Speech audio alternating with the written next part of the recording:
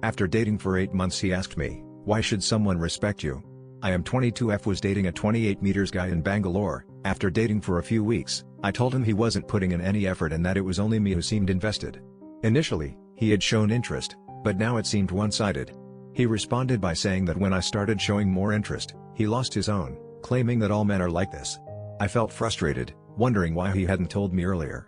The next day, he called and asked to meet his friends.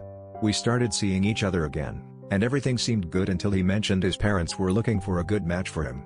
His mom had even created a matrimony account, which he was also using, so we broke up again. He then hooked up with girls and met many on dating apps.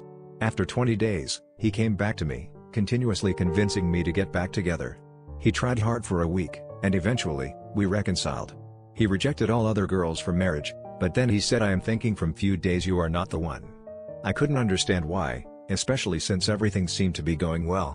Despite the fact that he was from a lower caste and not as financially stable as my parents, I still liked him as a person and wanted to marry him. During an argument, he asked me, "Why should someone respect you?" My heart broke. He said, "You don't even have a personality."